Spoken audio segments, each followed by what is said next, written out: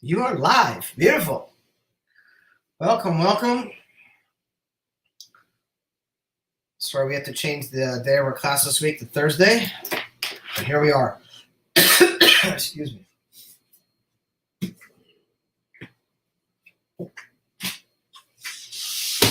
I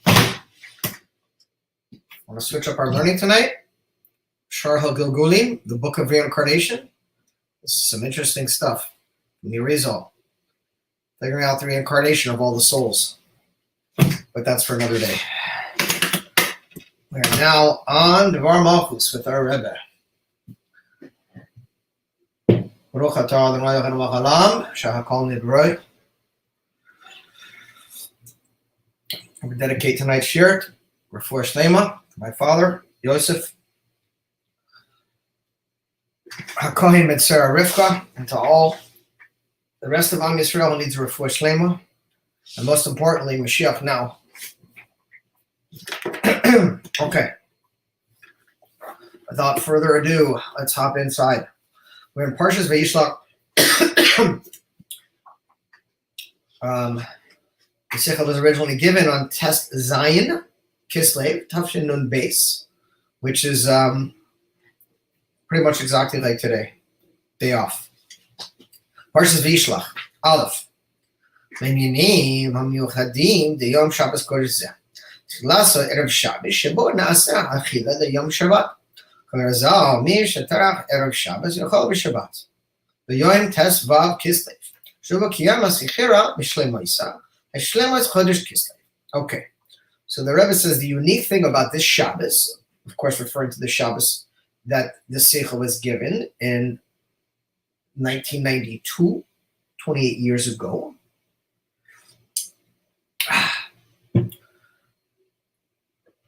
Which was, it says like this. It says, whoever eats on Erev Shabbat, whoever tastes for the food of Erev Shabbat, it's like he has a taste of Shabbos, like literally eats of Shabbos. And on the day of the 15th of Kislev, which is the day before the Sikh was given on the 16th of Kislev on Shabbat, so he's talking about Erev Shabbos that year. The moon on the 15th is at a state of completion, and it's a completion of the month of Kislev. Hagamar, the Motzi Shabbat, and it reaches its completion on Motzi Shabbat. And this draws down and continues up until 3 days. We know that Shabbos blesses the 3 days that come after it, and the 3 days that precede Shabbat prepare us for Shabbat. The entire world and all the energy of the world focuses around Shabbat. Shabbat is a day of rest. It's the day that's the one day of the week where all the different movements and the different stages of the world corresponding to the 6 emotional attributes come to a state of rest. And Shabbos is the focal grounding of all the week. And therefore we see that this power, this koach of Shabbat is drawn down and affects the upcoming 3 days of the week. And that lands us right on Yud Tes Kislev, which is the Hag HaGeula. Shal Rabbeinu Hazaki, Hag HaChagim, Rosh Hashanah, the Torah's Chassidus. That Yud Tes Kislev, which we're celebrating tomorrow night, and Shabbat. On the 19th of Kislev, the Alter Rebbe got released from prison, the first Rebbe of Chabad. And this is called the Chag HaGim, the festival of all festivals, and the Rosh Hashanah of the Torah of Chassidus, or the new year, if you will, of the Torah of Chassidus. B'mayla miyuchedes b'kaviyah izu mis'ima the kaviyas the Yud Tes Kislev hapam rishayna ki divrei Rabbeinu Hazaki u'b'chatavo hayadua shegalula soil hayasa b'yom Tes Kislev Yom Gimel hakofal bo ki toiv. It says, and according to the how you doing, Dov? Doing to the like my spectacles. On the Alter Rebbe, when he was released from prison, redeemed from prison for spreading Chassidus throughout the world, it says it was on the 3rd day of the week. And then the 3rd day is doubled over Ki Toiv. You know, this is the day in creation where God said, a double kitoi, double that is good, referring, of course, to the fact that the third day of the week is representative of the third emotional attribute known as Tiferet. The first is Chesed and the second is Gevurah. Chesed is, in the parlance of the secular language, you would call these three the thesis, antithesis, and synthesis. Chesed brings out the first divine energy, if you will, into the world. Gevurah is opposing that energy or causing this tension of opposition. And the third sphera, which is Tiferet, is beauty, is balancing both of these energies. And therefore, God said double that it was good on that day.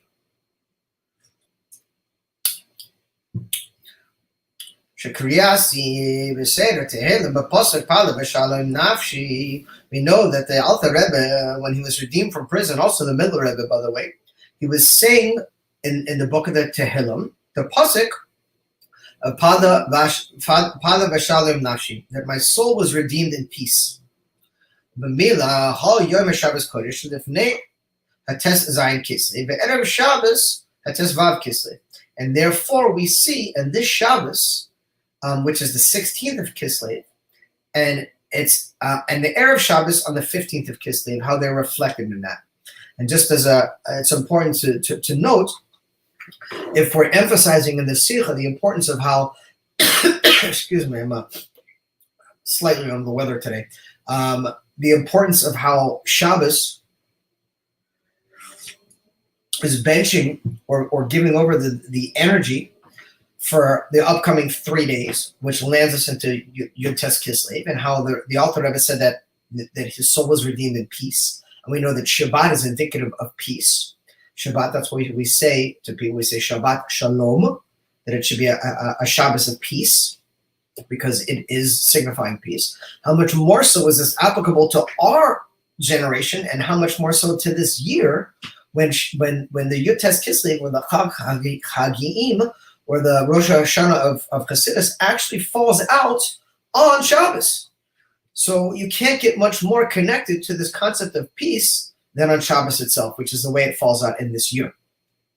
And since that all of these matters, are hashgacha pratis, meaning that there's nothing in this world that is not connected to God's the divine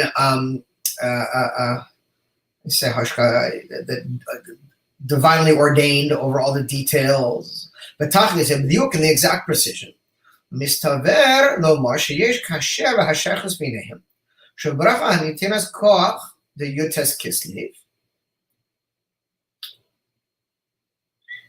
He v'tes vav Kislev shebo kiyam v'sichara b'shleimos ha'kadakamin. So the Rebbe wants to make the connection now that how every single thing, and this is a point that is emphasized a lot in these sichos, it's emphasized a lot in Chassidus, but we see it especially, excuse me, in these latter sichos, where that the Rebbe points out how everything is meduyak, is precise. God does not make mistakes. Whatever we're going through in the world, whatever we're going through in our personal lives, as challenging or difficult as it may appear to be, we have to gather our inner fortitude and know somehow that it is all for the good. And as much as at times we find ourselves in a dark place, and we find ourselves in a collectively dark place as human beings, and as Yidden, and as each one of us individually, I know many people right now who are going through difficult times. We have to somehow have the fortitude to know that everything is from Hashem, and that whatever we're going through, down to the tiniest minute detail, is 100% from God. And the Rebbe says, and the fact that on the 15th of Kislev is the day when the moon is complete, which is emphasizing the completion of the month of Kislev, which we've learned in the earlier sichos. The month of Kislev is indicative of a month of concealing and revealing together. And the Rebbe calls Kislev a Chodesh HaGeula, a month of redemption. So the fact that Erev Shabbos is on the 15th of Kislev, where the moon is in its state of fullness, and that this is benching or blessing the upcoming day of Yud Tes Kislev, is of tremendous hashgacha pratis and is divinely ordained. Base. Ba'adam sha'ala t'miyeha benoiga the Chag HaGeula, Yud Tes Kislev, Chag HaGiim, she's bo shinoi the gabi shar HaChagim. So the Rebbe says to point out the difference in Yud Tes Kislev compared to all the other Chagim or festivals. There's something very unique in Yud Tes Kislev. And by the way, the contrary to what some people may believe, even though it is the day of the redemption of the Alter Rebbe or the first Rebbe of Chabad, this is a celebration not only for Chabad, but for all of Judaism and all mankind. The fact that it's a Chabad Rebbe is showing that it's the leader of the generation. So if Moshe Rabbeinu, we're celebrating the day he was, redeemed from prison, we wouldn't say, oh, it's only for the Levim because Moshe Rabbeinu was a Levi. We would never say such a thing. Moshe Rabbeinu was the leader of the generation, and the Alter Rebbe was the leader of his generation. Again, the Rebbe is an acronym for Rosh Bnei Yisrael, the head of the Jewish people. And every generation we have a head, we have a leader that is responsible for disseminating the divine energy into the entire generation, not just Jews, but non-Jews alike. And therefore, the fact that the Alter Rebbe was redeemed from prison is a tremendous, tremendous day of celebration for the entire world, not just for Chabad Hasidim. Although Chabad Hasidim, of course, take it to a whole nother level because in addition to being our leader of the generation, he was also a Rebbe. And let's learn a little bit about what makes it so special. Pesach v'suchos nigva'oi b'yom hachamisha eser b'chodesh shebo kiyam eschara b'shleimase. It says Pesach and Shavua and Sukkos, take place on the 15th day of the month, where, as we have learned previously, the 15th is the day that the moon is in a state of completion. The moon is full, if you will. It's a big, solid disc. If anyone was outside last night, you would see we had a beautiful, beautiful full moon. And on the holidays of Pesach and Sukkot, they take place exactly in the middle of the month when the moon is full. For Shavuos, noisev l'kach hakaso lo telach chag chazeh v'kama yamim l'chodesh rak v'chamisha la'omar kivio yez b'yamei ha'chodesh hi v'chetzvi ha'reishayin shal ha'chodesh k'shlavana. And we see that the fact that on the way that it comes out in the month, that the first half of the month we see the moon is growing and getting bigger from day to day. And then once it reaches its pinnacle on the 15th of the month, it begins its cycle of waning. Right? It waxes up to the 15th of the day, and the 16th to the end of the month, it wanes. It decreases in size. And we pointed out in Pesach and Sukkos, they take place when the moon is at its state of fullness in the middle of the month. This is not the case in Yud Tes Kislev.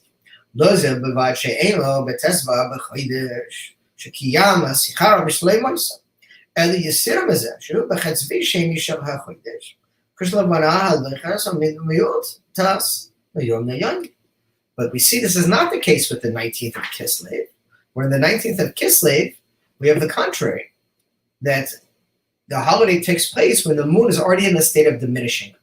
In other words, not when it's at its state of fullness, but it's already slowly from day to day getting smaller and smaller and smaller. So in Yud Tes Kislev, it's already on a descent, if you will, or a waning posture, and that is something that's unique. And the Hanukkah. We see this also is connected to Hanukkah. So בימים האחרונים של החודש, הקוף ה' כסלו ואילך, כשלבנה הלוחס או מתיאס, עד שמתחצה ועלמוס לגמרי. And we see this also with Hanukkah. That's what is unique about the holidays of Kislev, Yud Tes Kislev and Hanukkah. That in a Hanukkah doesn't start until the 25th of Kislev. And the 25th of Kislev, the moon is a sliver. It's already at its state of almost minimal size until it gets past the first of the month where you can't even see it. It's completely gone. I mean, it's gone to our physical eye. So what is the connection to the fact that Yud Tes Kislev and Hanukkah are falling out on the descent of the moon, where the rest of the Jewish holidays come right in the pinnacle or the fullness of the moon? Gimel. תחילה תכן העניין המיות הלבנה בחצי השני של חודש ביחס לישראל שמיני לבנה. So we could see a connection to the fact that the moon diminishes in the second half of the month with the fact that the Jewish people are considered to be like the moon. It's known that Hashem is considered to be like the sun. We say considered because we don't mean literally. And the Jewish people are considered to be like the moon, meaning that God, or is representative of what we call Zer Anpin, or the emotional basis of the Sefirot, that he's the light or the shining of the energy, and we, or the moon, which is Malchus, which is the receiver, are the ones who receive from God. So generally speaking, we say God is like the sun, and the Jewish people are like the moon. He disseminates the energy to us, and then once we get it, we reflect it to the other nations of the world and bring that divine energy across the world. בהקדמה שקירבן בחצייה הראשון של החודש מוסיף החילך אור לבנה מיום ליום. בחצי השני של החודש פוחס והולך אור לבנה ביום ליום. The preface is we must understand that the first half of the month of the moon, it grows and gets bigger from day to day. And the second half of the moon, it shrinks and gets smaller from day to day. צורך לחויס לכאורה גם עניין לבנה באופן בחצי הראשון של חודש שהם ימים בספר הילך. בחצי שני של חודש יהיה מניין הימים פוצח והילך. So we have to understand what is going on. Why is it that the moon every month gets bigger and bigger and bigger, increases until we get to the 15th, and then gets smaller and smaller and smaller all the way back to the beginning of the month?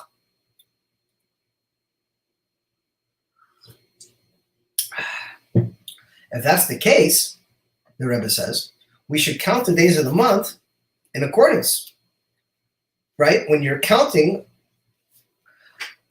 something, right? 1, 2, 3, 4, 5, 6, 7, 8, etc., you're counting higher and higher and higher, and the numbers are indicative of going to a bigger number, to a higher place.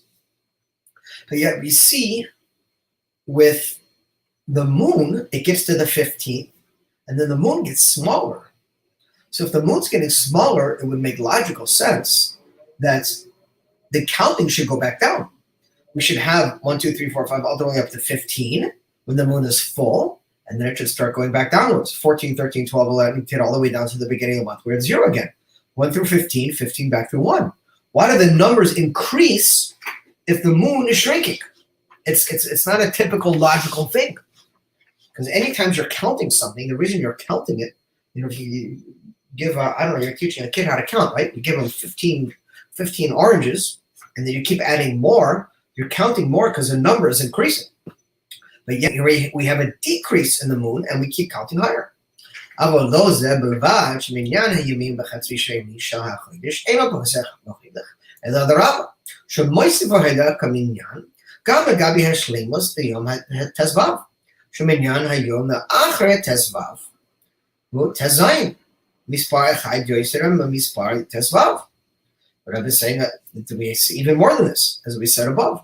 As we're getting to the second half of the month, on the contrary, as we said, that since we're going off the completion and we're counting, the numbers instead should start going down, as we said earlier.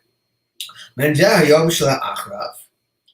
Yud Zayin, based במספרים, יושב במספר ט"ו, וכן הלאה, ועד המניין ליום האחרון של החודש, שהוא כ"ט או ל', כמה וכמה מספרים יוסר במספר ט"ו. The Rebbe is just emphasizing this point again, that we keep getting higher and higher and higher and counting all the way up to 29 or 30. And as we're getting to 30,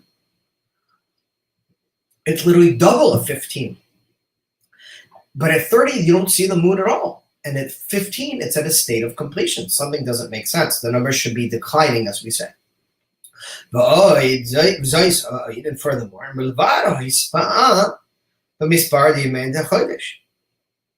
הודגש העילוי גם בגמטריה הרומזים בשמיהם, לדוגמה מספר י"ז בגמטריה טוב.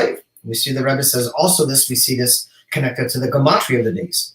The 17th of the month is connected to the gematria of Tov, the numerical equivalent, because 17 is the same numbers as Tov, which is Tesvav base. Mispar Yud-Ches and Yud-Ches, and the 18th is Chai, or life.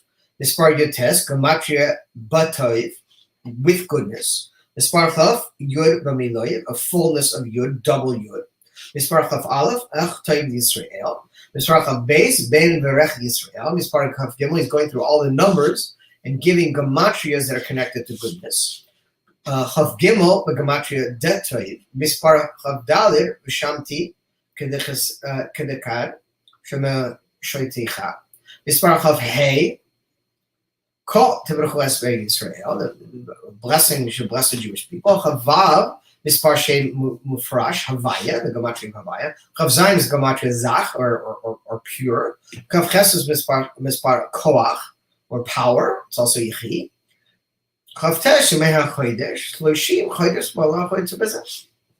The time of the var kevan shishnei tzivoi v'hara'ah v'nitiras hakoach ma'alim b'kodesh. Ve'ein moridin shehu tekafo b'kol yemei ha'chodesh. Gam la'achar miluyim v'hashlim v'thavana miyur miyur m'hoilach v'nisa o'yoyser. The Rebbe says not only that, when it comes to matters of kedusha, we only go higher. It's known we're not supposed to go down in matters of holiness. We're supposed to go up.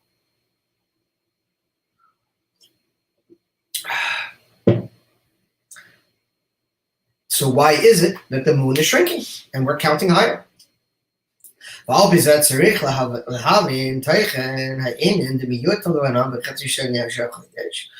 this, it's necessary to understand the diminishing of the moon in the second half of the month.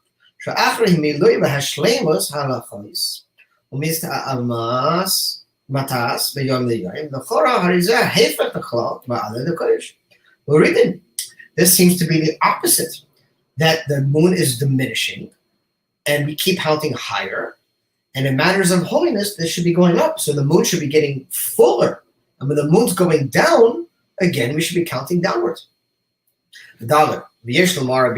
So let's explain what's going on here, and of course we'll get into it shortly, but all this is not just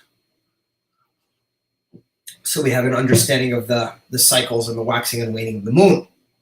The Rabbi already pointed out that the Jewish people are like the moon. So everything we're learning and everything we go through, everything the Rabbi teaches us is meant to be an applicable lesson in our individual lives. Dalit, and we will, with God's help, explain that. So there is to explain this. The moon and the sun are the makabel and the mishpiyim. As we said before, the makabel literally means the receiver, and the mishpiyah literally means the giver. The moon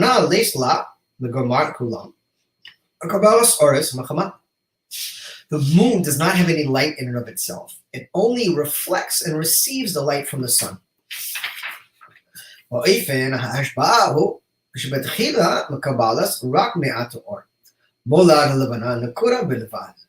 the influence that begins in the receiving from the moon and the sun, from the moon receiving from the sun, and the beginning is a very small amount of light.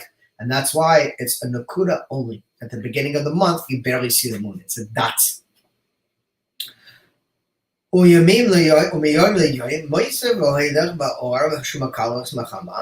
every single day, the moon receives more and more light from the sun. Until the 15th of the month, where the discus, the what is it called? The globe of the moon is full. And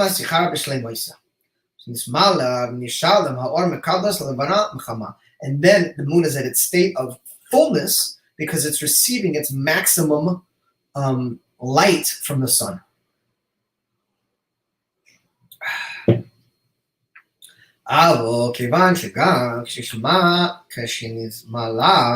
Neshalem or Levana Harihu Adayim Abishnas Makabel, Angel Betafnis Slimas Levana Shanis is Kamohama Veinatsricha Lekabo or Hachama, Kubi or Levanak or Hachama, Kamosha Hida Koidamiut, Rehai Shnei Amores Gadol.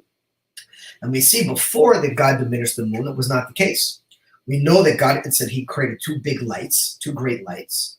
The moon was complaining to God. How could it be that you're going to have two rulers? And God said, no problem, I'll shrink you and I'll make you inferior, if you will, to the moon, to the sun. And it says when Moshiach comes that the moon will return to its state of greatness and will be one again with the sun. Again, just in a practical way, that means that at the beginning, the receiver and the giver were on equal footing. And now we are in a state of reality where we are, for the most part, receivers. And when Moshiach comes, we will once again elevate to the point that we will become receivers and givers on an equal footing. The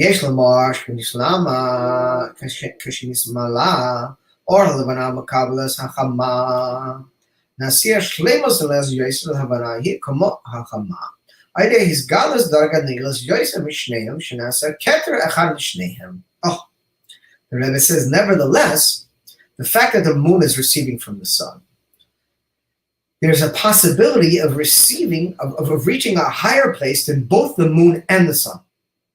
And what is that? That's the revealing a much higher level from both of them, which is Keter. One Keter for both of them. Keter is crown.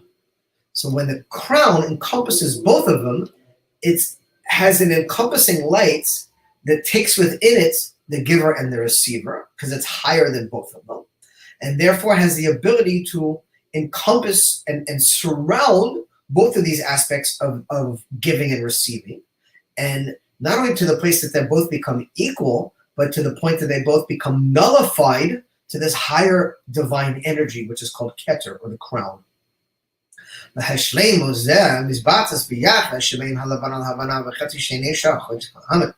And this completion is expressed in the relationship between the sun and the moon and the second half of the month. This relationship of Keter being above both of them. So it's emphasized even more, this concept of Keter or crown ruling over the sun and the moon in the second half of the month when the moon is waning, as opposed to the first half of the month when it's waxing, as shall be explained. Hey, Bior HaDavarim, explaining even more.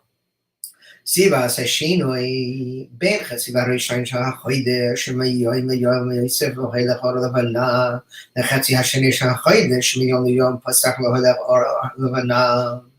That the difference between the first half of the month, when from day to day the light of the moon is increasing, and the second half of the month, where the day to day the light of the moon is decreasing. He Mipanesh Hatsi Harishain Shahoide Maholeches. Uitrak Umit Rachakes Levanat Machama. V'chlal shemitrachakes Machama miyoim chilech megadol oirei. V'chatzar hasheni haloiches u'mekaravois shel chachama. V'chol shemekaravois yoiser al chachama miyoim v'chilech u'mitmet oratz. This is a very important point that the Rebbe is bringing up. And I don't want to explain it too much outside, because there's a good chance that what I do is when I explain and then realize what the Rebbe is going to explain, and much better have the Rebbe explain to me. But the Rebbe says like this now, that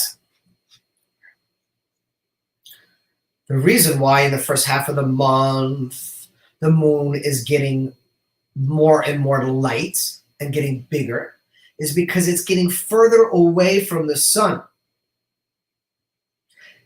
And therefore, one second, the more distance it gets, or the further away it gets, the greater the light it reflects. On the other hand, in the second half of the month, the moon is getting closer to the sun, and therefore it appears to be diminishing in its light. It's a very powerful teaching the Rebbe is giving us, that when you're far away from something, you see it better. It's more revealed to you because you're far away. So the fact that the moon is getting bigger and bigger in the first half of the month is because it's getting further and further away from the sun. Therefore, it's able to become more visible. We can see it much better because it's getting further away. On the second half of the month, it's coming closer back to the sun. So we don't see it as much. The light of the moon is shrinking. It's becoming smaller until it comes back to the beginning of the month where we don't see it at all. We don't see it because it's closer to the sun, right?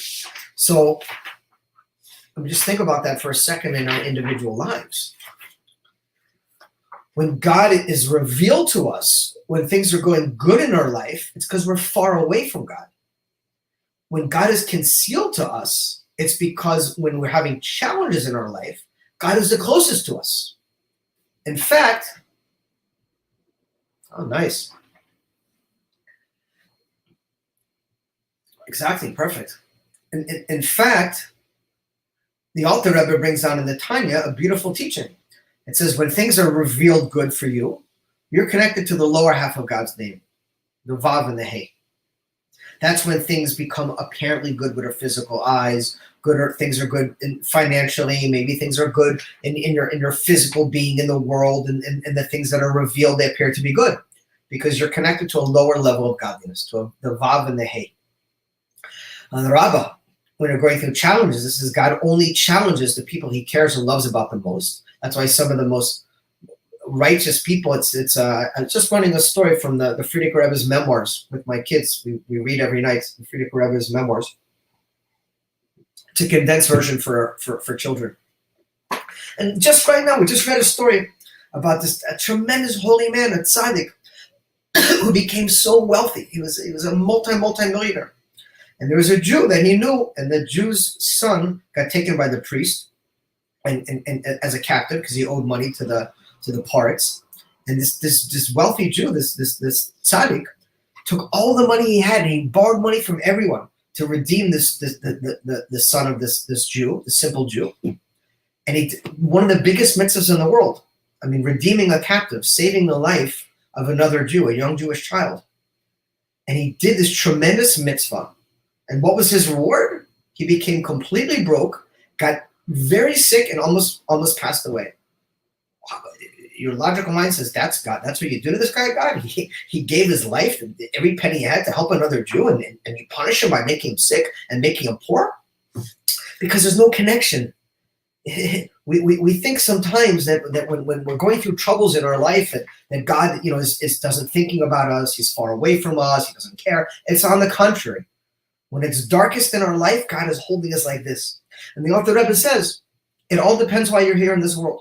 If you're here in this world to get close to God and build a deep, meaningful relationship with God, that when you're connected to Yud-Hey and things are challenging in your life, you'll be b'simcha, because you'll know at that moment you're stretching, you're emphasizing your muscles of emunah and bitachon, of faith or trust, and that God is holding you like this. You have a tremendous, deep relationship with God. On the other hand, the Alter Rebbe says, if you're here for yourself, and the whole purpose you came into this world is so you could, collect money and good things and eat nice steak and live in a nice house, then okay, you should be happy when you're connected to the Vav Hey and things are revealed good. But you're at a lower level of your connection to God. So that's emphasized right now in this point when the Rebbe explains the cycle of the moon and the sun. And again, this is connected to our lives. So at times when God seems like he's far away and we're going through challenges, it's because he's holding us like this, so tight that we don't even see. We don't even see the goodness that's transpiring, but we should see the goodness. Moshiach should come and should be revealed. Anyways, continuing on.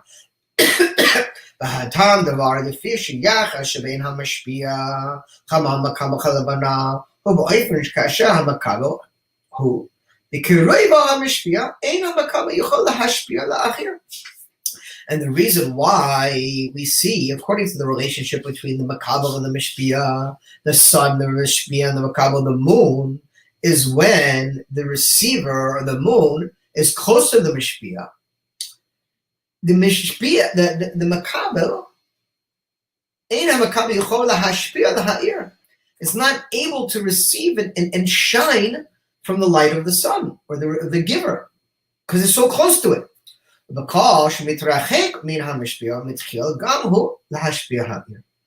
when it's further away, so to speak, this is when you see that it's lighting up, if you will, because of its distance. There's this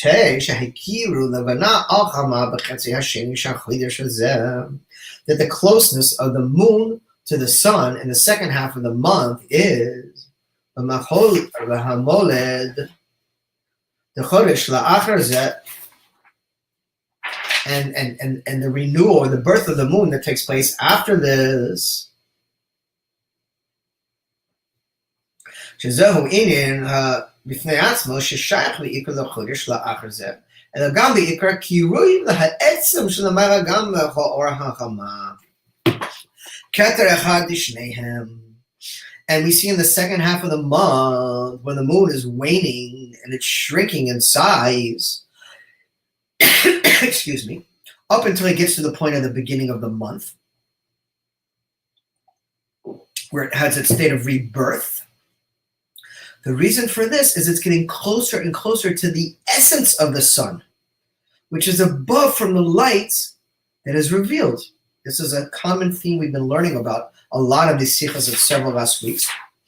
Of course, the Rebbe is preparing us for his state of concealment and letting us know that he is closer than ever to us right now. It's just because we don't see him. It's because we're at a closer level, we're connected to the essence. But the Rebbe is also letting us know about our own individual lives and letting us know that we're going to be in very dark times before Moshiach comes. It's known in countless places. It's brought down in the Gemara. Some of the greatest sages that ever lived said, we want to be brought back. It's known that the Tchiyat HaMesim, the raising of the dead, when all the Jewish people who have passed will come back to life. And the greatest sages who ever lived says, we want to be brought back after Mashiach comes. But don't bring us back, please, right before Mashiach comes. Because the birth pangs of the redemption, the final moments when evil is getting pulled out of the world and will be forever flushed down the cosmic toilet, are going to be the most challenging of times. And we're living through it right now. And Hashem should redeem us right now. But the point being is that the Rebbe is preparing us in these sikhos. Every single thing we learn is to prepare us for redemption, and so we can live with redemption right now. And that's a main point to comprehend right now. The Rebbe is letting us know that because we're going through these dark stages of reality, both in a personal level and in a general level, it's because we're getting closer and closer to the essence of God. And that's why he refers again to this concept of Keter, or the crown of God, which will encompass both of these dynamics of revealed and concealed, just like the month of Kislev. And as the light of of the moon diminishes, it's because it's getting closer to the sun, right? We only see it because it's far away. Because the light is revealed from the essence, right? Kind of like the sun rays from the sun. And the essence is concealed. And only a reflection of the essence is revealed, right? We only get it's called a ha'ara, a radiance. We don't see the essence of something. We see the reflection of something. When you speak to a friend or whoever you're speaking to, that's not your essence. You could be thinking about something else, and you could even be thinking about something else and it's still not your essence. Your essence is above. It's above your thoughts and your speech and your deeds. And the essence is not something that's revealed. It's something that's your core. So when you reveal something, what's happening is you're literally revealing an aspect of you that for the most part is far away from who you really are, right? We talk all day long of hot air. We say things to people. We mean it. We don't mean it. We mean it a little. We really mean it. Okay, you mean it to the best of your ability, but it's not from the being. In fact, it says that if you speak to someone from your very being, it should affect them immediately because you're touching essence to essence, but that's a very high level to reach. For the most part, we're revealing something which is distant from who we are. And this is the revealing of the light of the sun, which is reflecting the moon, indicative of the fact that it's far away from the essence of the sun, which is much higher when the moon gets closer to it. I hope this is making somewhat of sense.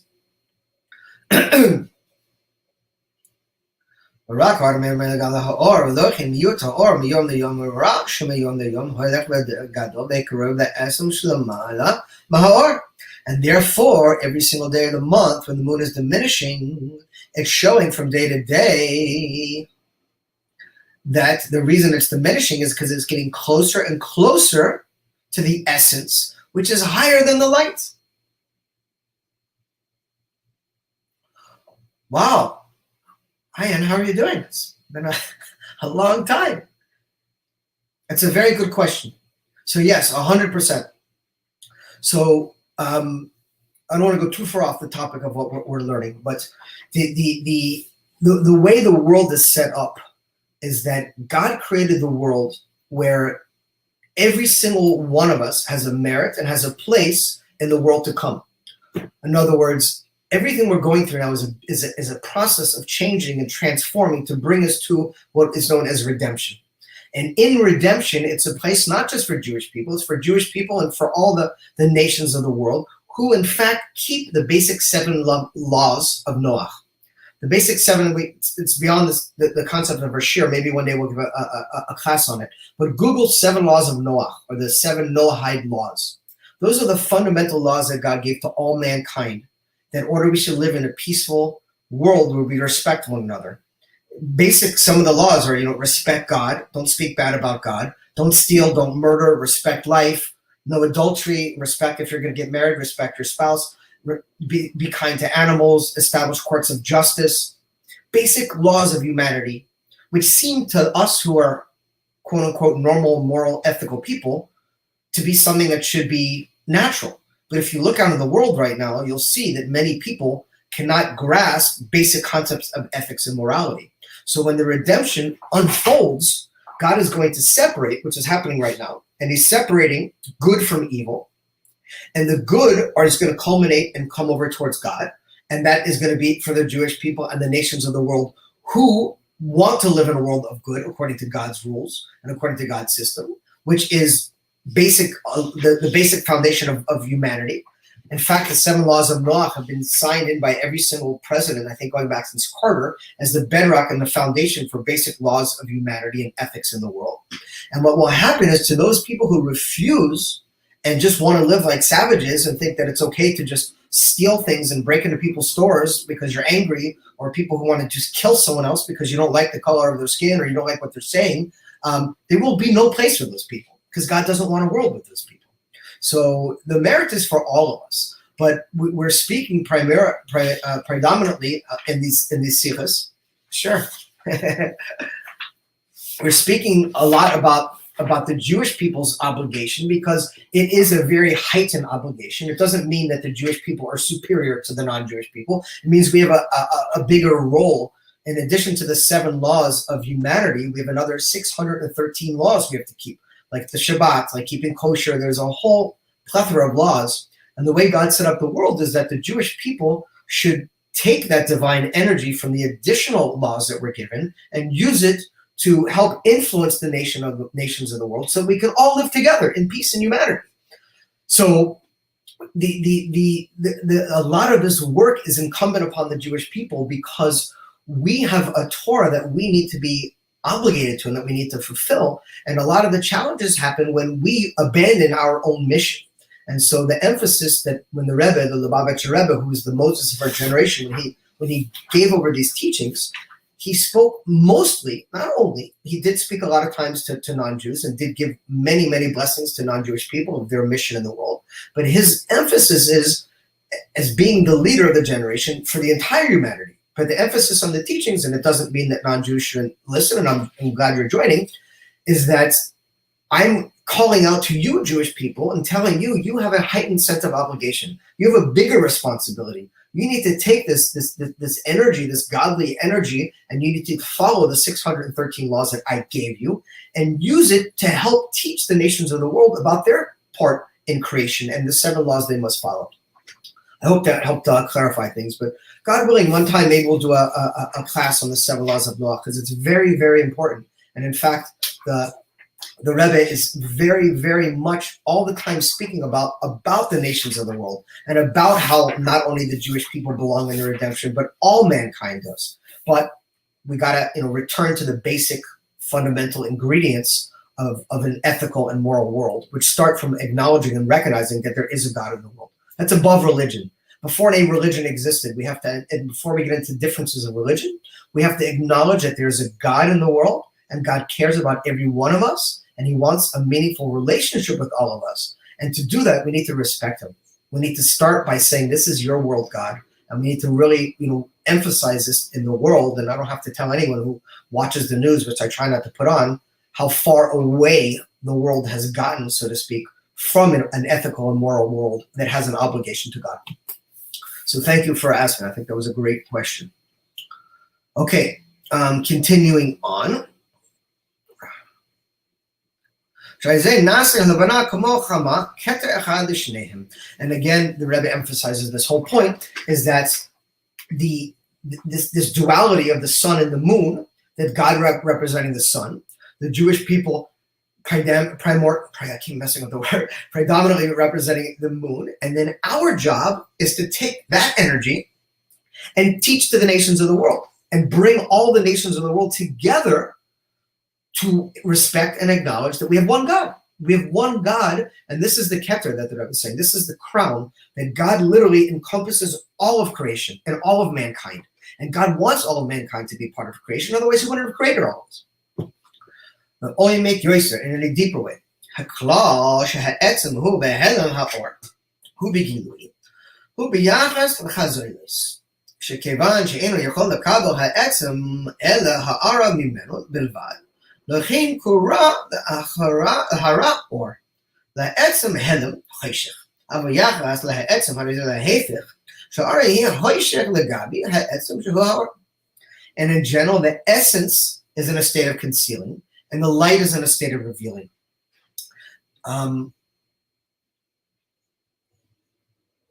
Again, when we see the moon in its state of fullness, it's because it's reflecting the light and it's furthest away from the sun.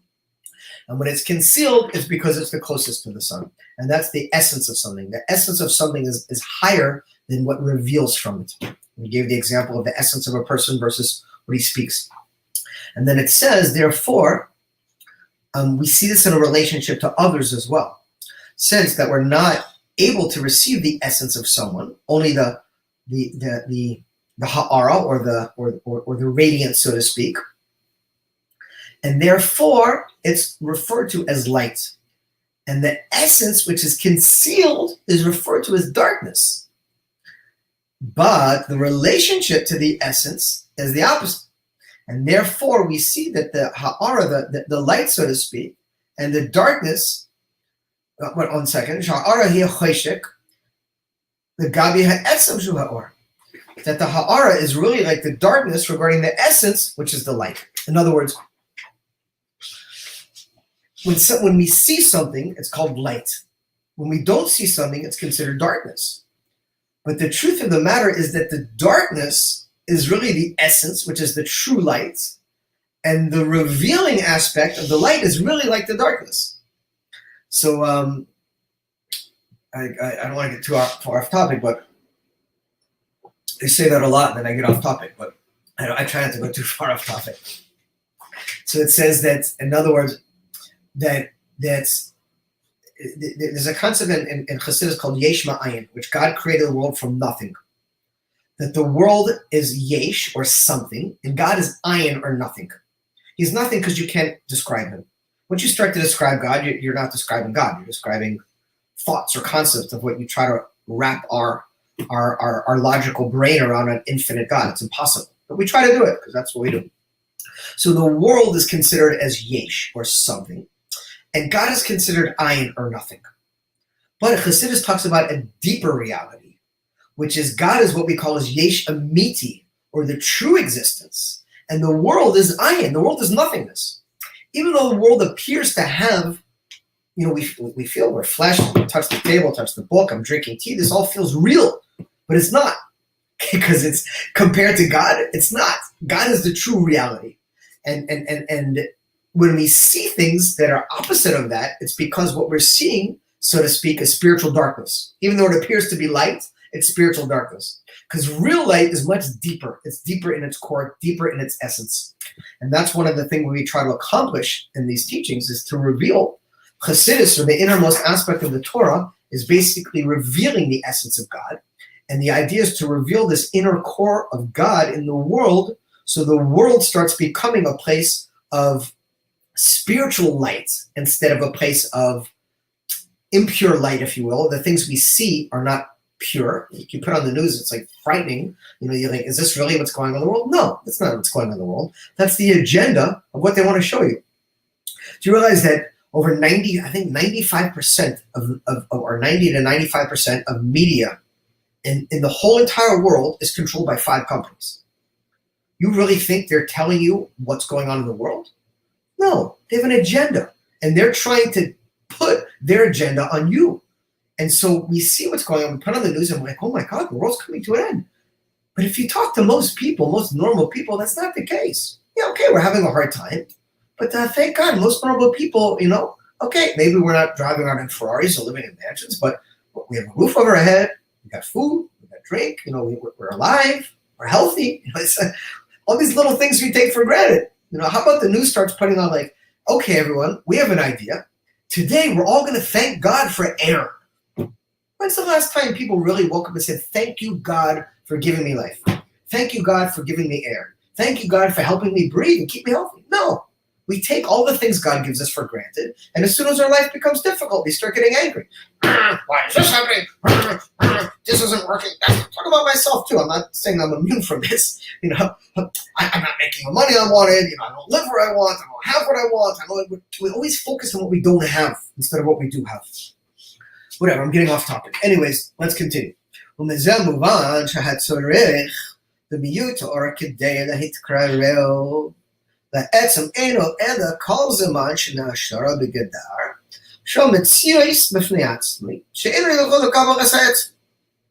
אבל כשמתאחד עם המשפיע בעד האופן שנעשה,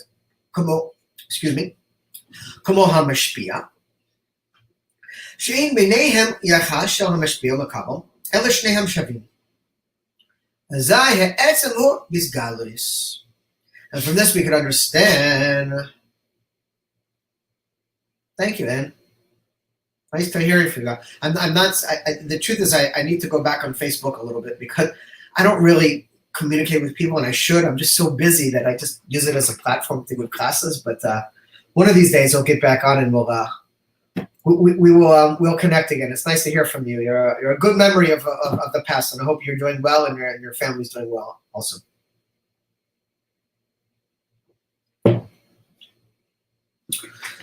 Okay.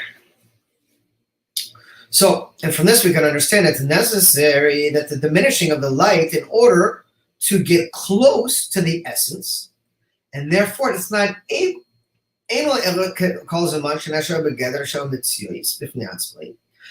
it's not rather all the time that it's in the boundaries of an existence of itself, that it's not able to receive from the essence, right? Because it's revealed, which means it's farther away. But when it gets closer to the Mashpia or the giver, then it becomes more like the Mashpia. It becomes more one like the giver. And there's not between them any separation, so to speak. Rather, they start becoming equal. And this is when you reach the level of the essence being revealed. And this is a level of redemption. This is a level when Moshiach is going to come. A level that is hard to comprehend. Because all the time we talk about these two distinct realities, right? You're giving or you're receiving. The sun gives and the moon receives. As the moon cycles further away from the sun, and it gets further away, it's becoming more of a receiver, and therefore you're not seeing it. Therefore, the light of the moon is getting bigger. And as it gets closer to the sun, it's becoming more aligned with the sun. Good, glad to hear it. It's becoming more aligned with the sun and becoming united. And this is when the essence becomes revealed. And this is when we will see in the redemption how we're all created in God's image. And that every single person in the world, Jew and non-Jew alike, you will see the godly core of all of us. And you will see how that God really is not separate from us. We feel like we're separate. We feel like, and that is one of the challenges in the world we live in. They want to do everything that these forces of negativity that for whatever reason thrive on negativity and destruction and death and all the opposite of what is good. Their whole agenda is separation. Oh, you're a Democrat. Oh, you're a Republican. Oh, you're black. Oh, you're white. Oh, you're a man. Oh, you're a woman. Just causing us to just fight over stupidity when there's so much that unites us. How about the fact that we're all human beings and we're all part of the same world? And that even though Jew and non-Jew don't have the exact mission, we all want to connect. We all want to be one with God. We all want to have peace. We all want to have harmony. There's so many good things that we could be focusing on. Instead, the news wants to ram this negativity down your throat and tell you why you should hate your neighbor and tell you why you should be against, why you should be filled with anger and rage. Why? Why? They take a small little drop of the population of the negative 1% of people out there, and they bang them into each other, and they make it a focal point of all of what you see, and they want you to think the whole world is just a crap hole. And it's not true. It is not true. So the idea is that to reach this unity where the Makabel or the people become connected to the Mashpia or God, where we reach ultimately a state of unity. ועל פי זה יש לנו במיות האור החצב השני של החודש אין לו אלא מיות בדרגה של אור הערה בלבד מפני הקרובים לעצם של המעלה מהערה אבל לא מיות בגילוי. And according to this, there's to say that the diminishing of the lights in the second half of the month is only a diminishing in the level of light, which is revealed. Because it's getting closer to the essence, which we said, is above from the light that is radiated. But it's not diminishing in what is being revealed. 1 second, let me go through the brackets. And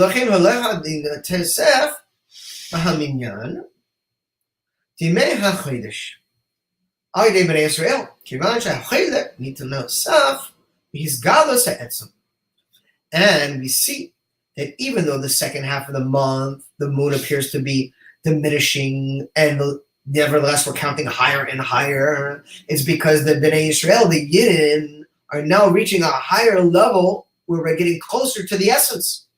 It says again, we said the Jewish people are like the moon, God like the sun. So we're getting closer to the essence, and therefore when we're counting, we're not starting to count down, because even though the light is diminishing, our connection is getting stronger.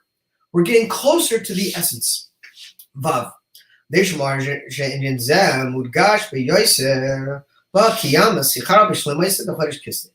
Now, according to what we just said, we can understand a little bit better about the importance of the 15th of the month, specifically as it's emphasized in the month of Kislev, which is the month we're in now. Kislev is the third month in the winter months.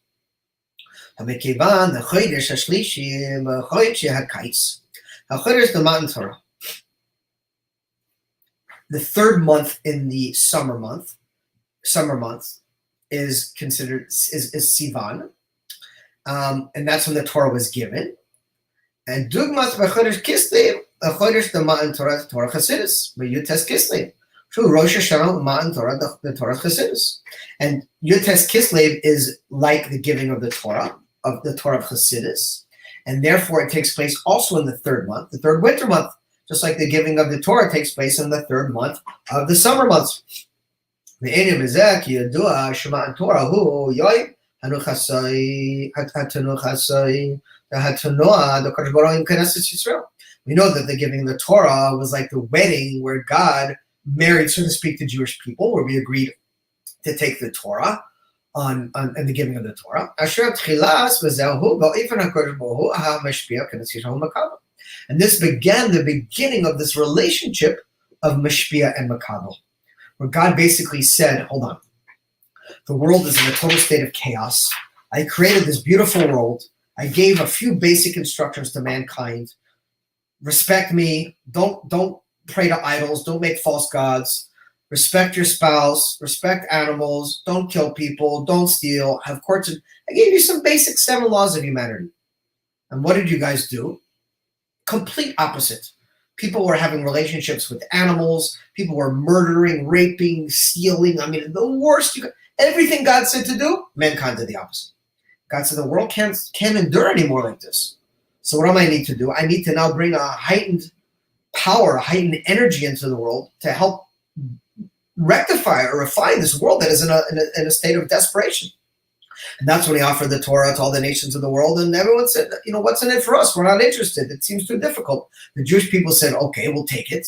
And that began this relationship of the marriage, so to speak, where God said, okay, now I'm going to be the Mashpia. I'm giving this Torah to you. You're going to be the receivers, the Makabel. You have to take this blueprint or map for a creation that is not only ethical and moral, but that is holy. And now you also become mashpiyim, or givers, by spreading the light and the goodness to the entire world. It's known that our sages tell us that if the nations of the world would have realized how much blessings they were getting from the Beis Hamikdash, they would have never destroyed it. The first two temples were destroyed by our enemies because they wanted to hurt and punish the Jewish people. But what they didn't realize is that they're hurting themselves, because the divine energy that comes into the world, God channels it through the Jewish people to spread. Not to say, oh, we're better than you are, God forbid, but to say, look, we're all here together. And now we have an obligation to help bring this divine energy into the world. And that began the process of this Mashpia Makabel relationship with God and the Jewish people. But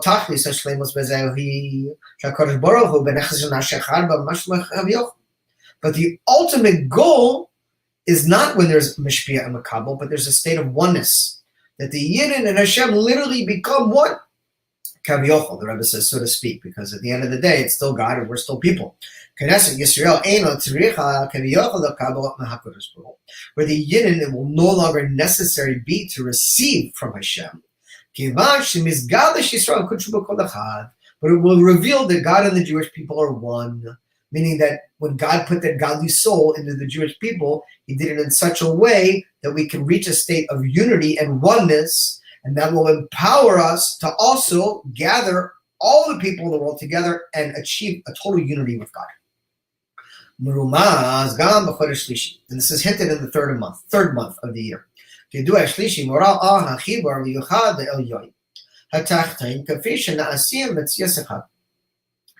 the number 3 is indicative of unification, of upper and lower. Upper worlds, meaning heaven, if you will, which is considered 1. The lower worlds, which are 2, and unifying them together into one existence, which is 3. And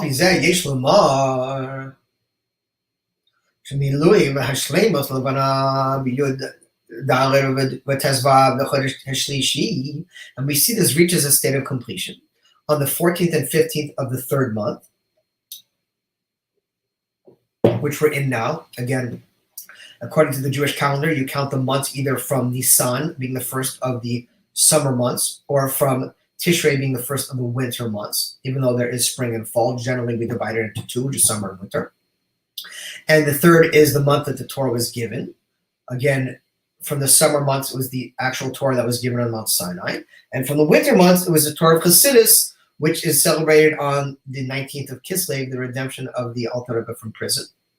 And it says that on the day of giving of the Torah, on the 3rd month, this is the wedding day. That the ultimate completion of the wedding of Hashem and the Jewish people will be like the sun and the moon, that both of them will no longer have to have a giving and receiving relationship. Because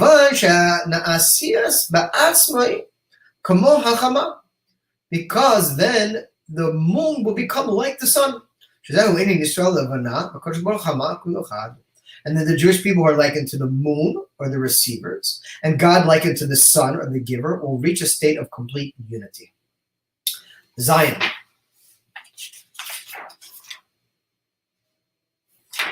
Hold on, I just want to do a time check.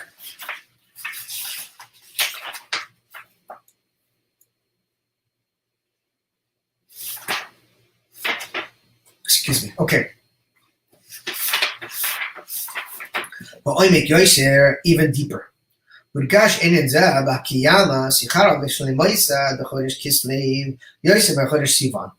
Rebbe says, and this emphasis of the moon being at its state of completion on the 15th of the month is emphasized even more in the month of Kislev than it is in the month of Sivan. Sivan being, of course, the third summer month, and Kislev being the third winter month. The difference between the summer and winter months. And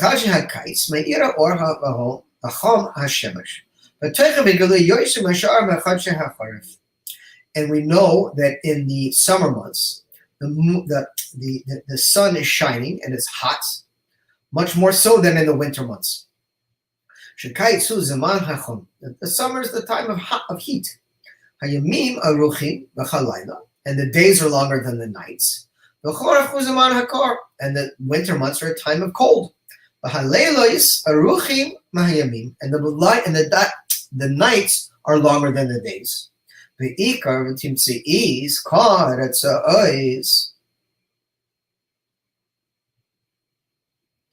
Eretz HaKodesh ואינן בעבודה, שבחדשי הקיץ מורגש בעיקר הגילוי דשמש הוויה, למעלה למטה, מה שאין כן בחודש החורף, מורגש בעיקר עבודה של ישראל ולמטה למעלה. And generally speaking, we see the summer months, which are connected to the sun. The general service is from above to below, from God to us. And in the winter months, when that it's cold or the sun is less revealed, the general service is from us to God, from below to above. Therefore, the fact that the moon is at its state of completion, in the third month, in the summer months, is emphasizing the revealing of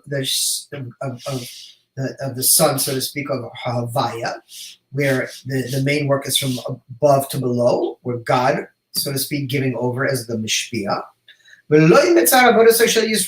and not connection to the main work of the Yidden, which are like the moon, which is from below. And we can see clearly the difference between the giver and the receiver, the sun and the moon. And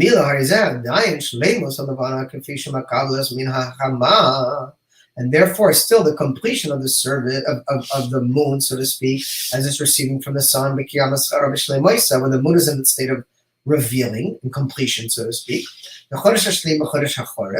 And in the winter months, then the main focus is from below, from the Yidden. And this is indicative of the completion of the marriage, the betrothing. That is not emphasizing the relationship between the Mishpia and the Makabel. But the Makabel, the receiver, becomes more like the Mishpia, the giver. And this is the emphasis again of Yisrael the Jewish people and God as one. Ches. In addition to this,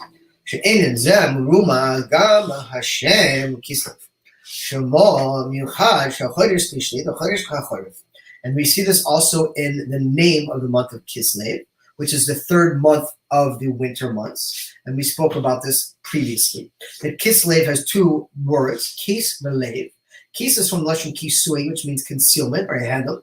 And lev is from Shemisparim Lamed Vav, which is Gematria Ela, indicative of something that's revealed. Ela meaning these, or something that we have a revealing. 6 times 6, a revealing of the emotional attributes. Kislev, and both of them joined together in the month of Kislev. And this is where we have the emphasis of these two dualities of revealing and concealing. Which is indicative of the unification of concealed and revealed.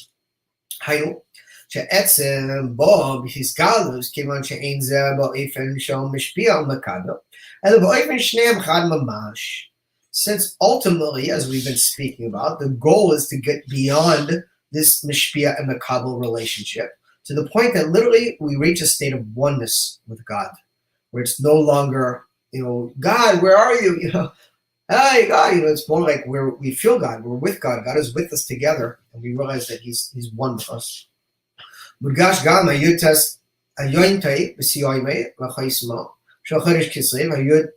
Yom Tov Hanukkah. This is emphasized. We see in the Yom Tov, the festival of Hanukkah, which is at the end of the month of Kislev. We're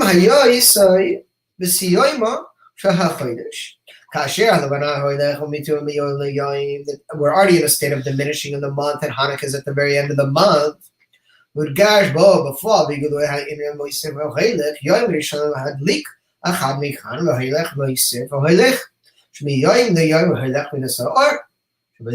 see in Hanukkah, even though the moon is diminishing, every night of Hanukkah we're lighting another candle. We're increasing in light. And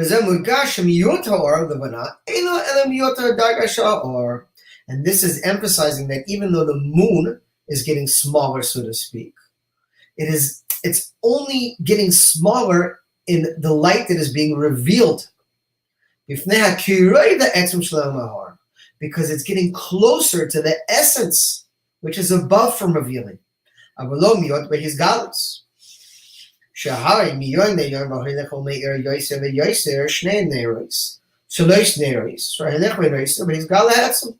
the Hanukkah, as we're lighting up these candles, even though the month is diminishing of the moon, so to speak, we're literally revealing more and more of the essence. Because Hanukkah, which is connected to oil, just like Yutes Kislev, is revealing more and more of the essence of the thing. Tess. Al Pizay Yesh Lubor Hatam Hakviois the Rosh Hashanah the Torah Chasidus Hagim He Achre Milui V'Hashleimot Levana. And according to this, we can understand the reason why that the Rosh Hashanah of the Torah of Chasidus on the 19th of the month, which is the festival of all festivals, takes place after the completion and the filling of the moon in the second half of the month. The Rosh Hashanah Matan Torah, the Torah's Chasidus, Hagim Shabbat Matchila, his Galas, Torah's Chasidus, Torah's Saishal Moshiach. And we see the unique advantage of Rosh Hashanah and Matan Torah of the Torah Chasidus, Hagim. This is coming in the beginning and the revealing of the Torah of Moshiach. Hata'ami HaTorah. Torah Chadash Misi takes the new Torah that will come out from me. Bein Orechli his Galu Shehayisai B'Ma'an Torah. Kamarazal Torah Chadash Torah She'Adam Number Ma'odam Hazeh Hevel He Lefnei HaTorah Tzayishal Mashiach. That the beginning, the reason that the Rosh Hashanah of Hasidus is on Yud-Tes Kislev, when the Alter Rebbe, the first Rebbe of Chabad, was redeemed from prison, is because there was a kitrug, there was a decree. Nothing can happen in this world without happening above. And when the Alter Rebbe, the first Rebbe of Chabad, was in prison for spreading the deep secrets of the Torah, the Hasidus, he said there is a decree on me from above, meaning that they must not want me to spread out this divine energy, this godly light. This is the preparation for redemption from Moshiach. And therefore they put him in prison. And the second, when he came out, it was indicative to him that this was a sign that he can now increase his activities and spreading out the Torah of Hasidus even further and even more than he ever did before. And this began the real preparations for Mashiach, because Hasidus is a foretaste of the Torah of Mashiach, when the essence of God will become revealed. When up until this point, when all the concealed deep secrets of God were hidden, when we were just told throughout generations, you serve God because God says so. You don't ask questions, right? You eat kosher because God said eat kosher. You keep Shabbat because God said keep Shabbat. This is what the halakha is. You do it. Close your mouth and do what you're told. In these generations, the deepest secrets of creation are being revealed in the Hasidus. And God is taking out his essence, letting us know, giving us a peek behind the veil, if you will, as to why he created the world, why we're here, what our purpose is, why we have all these what seem like these laws that don't make any sense. Everything is revealed. All the depth is coming out. And when Mashiach comes, it says we will see the godly energy in the world. And that is the beginning, and that's the importance of Yud-Tes Kislev. That was the beginning of that process. The Chidushim, Ha'ikrim, Yemos HaMashiach, the Gabi Matan Torah, Hu Inyan, and Yasuin. Kedisa b'midrash, Mashon the Melech, Shakadesh, Asia, Kasev Loy, Betanois, Ma'atois. Kevan Shbo, the Kahas, Kasav, La, Betanois. והגויס כבר, ככה העולם הוא אירוסים היו. שנאמר, ישרסך לעולם ולא מסר להם אלא לבנה לבבד, שנאמר, בחודש הזה לכם, אבל לימות המשיח היה נישואים. It says when God gave us the Torah on Mount Sinai, it was more like the engagement. Even though it says that God took us as his wedding partner, if you will, it wasn't a complete marriage. It was an engagement. And as it was an engagement, we began the process of rectifying the world and bringing it to a state of oneness. And it says when Moshiach comes, it will reach a state of marriage where it will reach its true bond, if you will, its true oneness.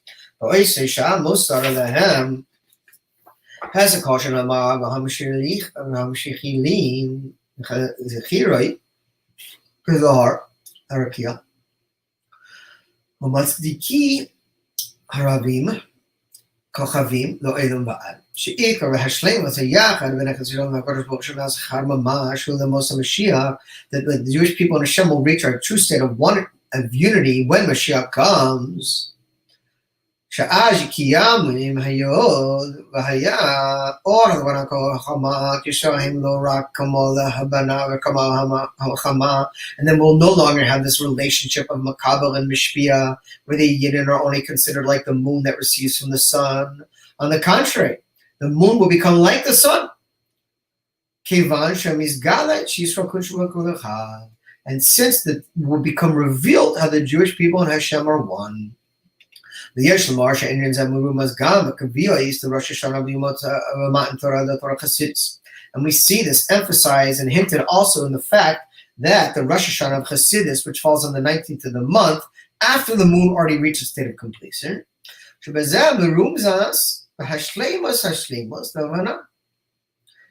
this is hinted on the fact that the moon was already reaching its state of completion. And the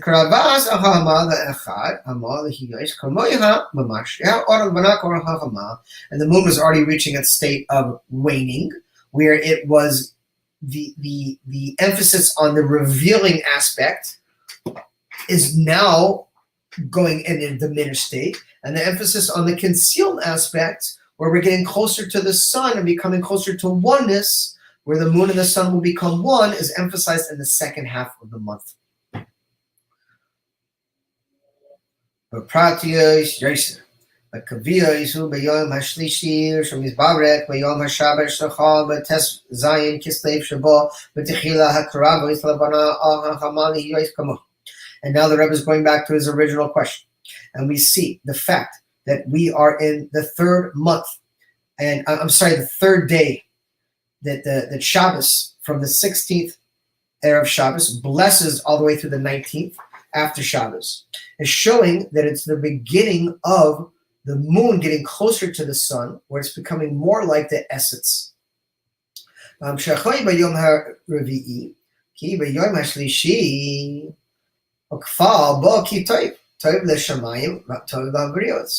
this is why we see on the third day, when Yud Tes Kislev fell out, that the third day is emphasizing goodness, which is doubled over, goodness in heaven and goodness on earth, which is indicative of the unification of the upper worlds and the lower worlds.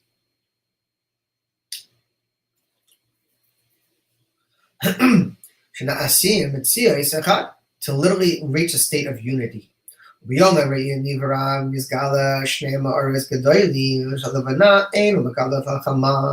the fourth day, when God created the two great lights, then at that point in time, the moon was not a receiver from the sun.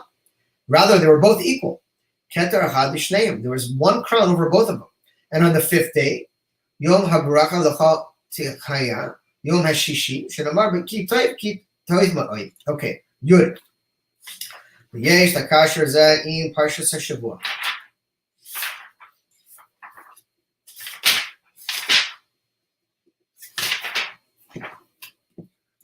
And there's also a connection with the Parsha of the week. Parshas Erev Shabbos V'Yoyim HaShabbos. Parshas V'Yishlach, when Parshas V'Yishlach. But Parsha the Yoyim HaShlishi V'Yom HaRevi'i. Parsha V'Yeshev. And then we see also, as it's connected afterwards, the next following Parsha we read on Mincha is Parshas V'Yeshev. Cheder Shabbat Shal Yaakov Parshiyos Yishlach and Yaakov V'Yashev Yaakov V'Gavi Avodah Parshiyos V'Yetzer V'Todlos Shaparshiyos V'Yishlach V'Shav Hem Megamar Avodas Abirurim. And we see this is the first parsha where Yaakov, who became Yisrael, completed his service of birurim, of rectification. In fact,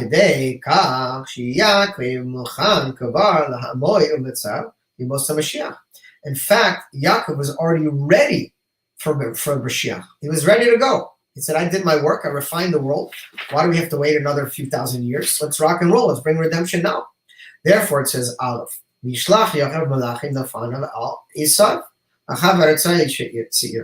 Yaakov sent the angels before his brother Esau.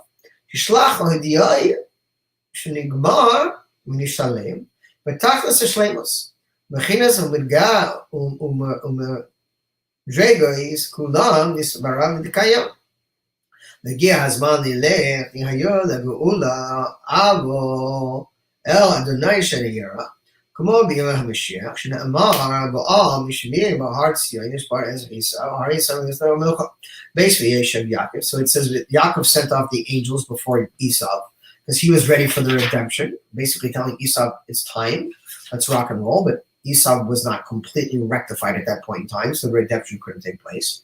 Base, we see V'Yeshev Yaakov, V'Yakash Yaakov V'Yeshev V'Shalva. V'Yeshev V'Shalva before Ad Shekafetz Alav Rugzoi Shal Yosef. Al HaPasik V'Shalva Be'eretz Mitzrayim. Ad Zman Kiyoim Hayoi V'Hashalva Amitis V'Yamos HaMashiach. Sha'ad Yehem V'Shleim Ozein Pada Hashalayim Nafshi. This will reach the state of that we see part of Vashal Nafshi, that my soul was redeemed in peace. This will reach its ultimate culmination in the days of Mashiach. Kifi Shemavor Adam Admor Emsui Shamitis V'Hashlema Zeinin part of Vashalim Nafshi. You have Yivas Mashiach. The Middle Rebbe said in the Middle Rebbe, the second Rebbe of Chabad was also saying to Tehillim in that pasuk part of Vashalim Nafshi, as he got redeemed from prison. And he said the ultimate state of our soul being redeemed in peace will take place in the days of Mashiach. In other words, there's only so much peace we can achieve in the world right now. Because until Mashiach comes, it still needs the final completion, if you will. And the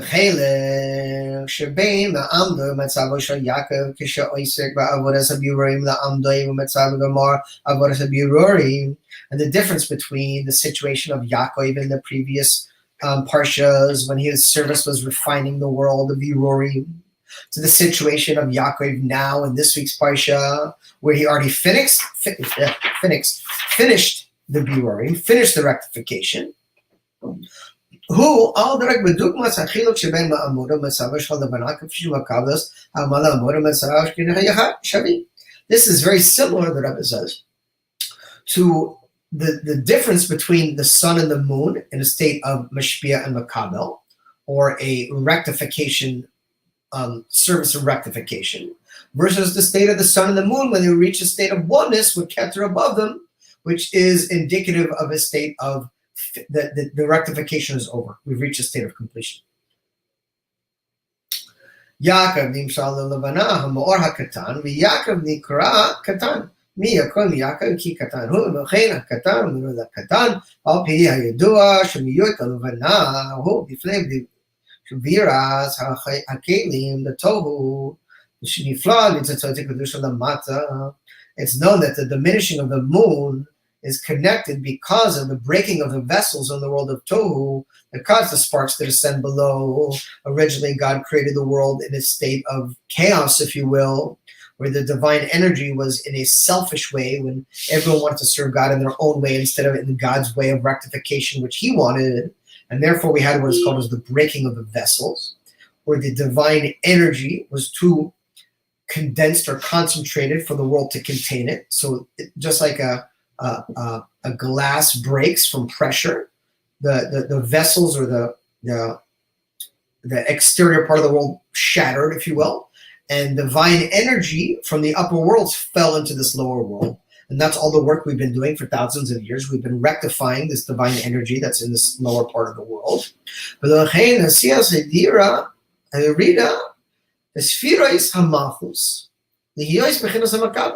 And this descent, this breaking, is focused and concentrated in the sphere of Malchus, which is like the moon. And that brought it to a state of receiving. In other words, the sun and the moon were one. And then when the moon was complaining because they were equal, God said, okay, I guess you don't want to, I'm going to make you smaller. And that was the breaking of the vessels. And therefore the moon took on this role of being a receiver, so to speak. Being a receiver meaning having to work and rectify this world. You read and the divine energy descended to Bia, which is the lower world of creation, and the sparks of Tohu found down here below, and therefore the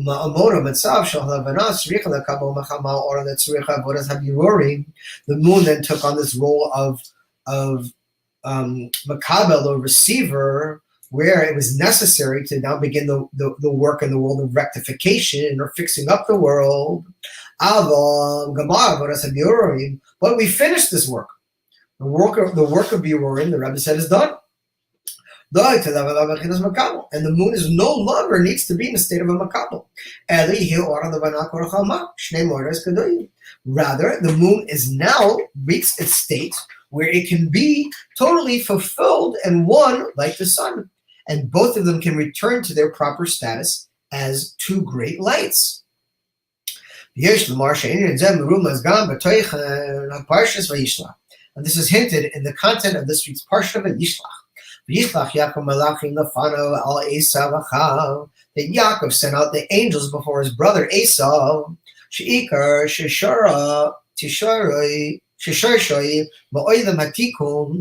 The Yaakov is the sources from the world of tikkun and rectification. Shlach malachim of mamash, that he literally sent angels before him. From a level that was higher than him.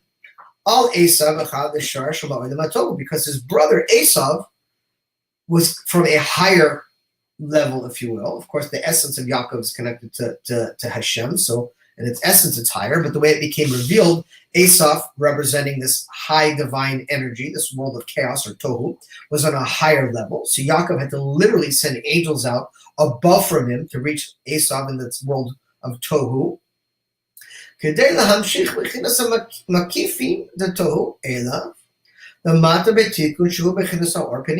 order to draw down this makifim, the surrounding divine energy, which is a much more powerful energy of the world of Tohu, to bring it down into an inward way so it can reside in the vessels properly in this world. And this is a Panimi world, in the world of Tikkun. In order that the makif, it should shine the makif inside and it should become one. To simplify it, that this tremendous, very concentrated divine energy that was too powerful for the world to handle, so to speak, that Yaakov's job was to draw it down and bring it into the world. And that's why he sent the angels before Esau. He had to tap into a higher level in order to bring it down.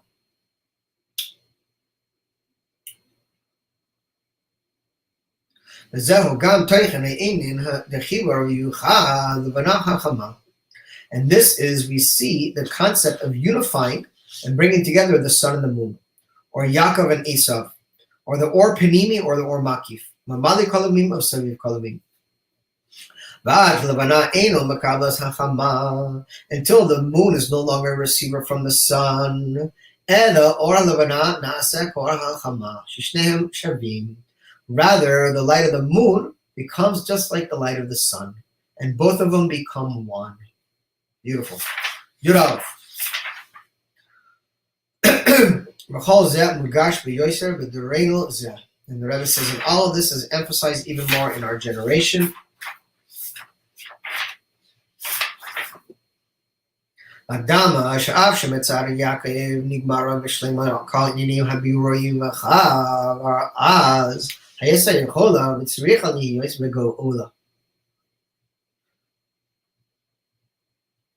The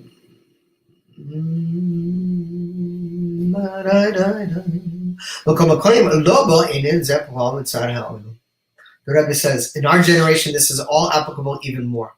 Since we've already completed all the matters of rectification, it's only necessary, the only thing that's left is redemption. The Rebbe says, nevertheless, in actuality, this has not permeated throughout the world. Even though the Rebbe says Moshiach is already here, if you look throughout the world, you can't say that it has reached its state of completion because the world is far from a state of perfection right now. Well, not far, it's very close, but it appears to be far.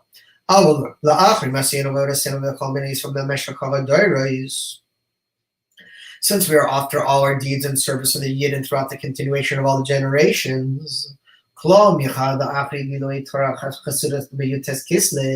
the revealing of the inner aspect of the Torah of Chassidus on Yotes Kislev,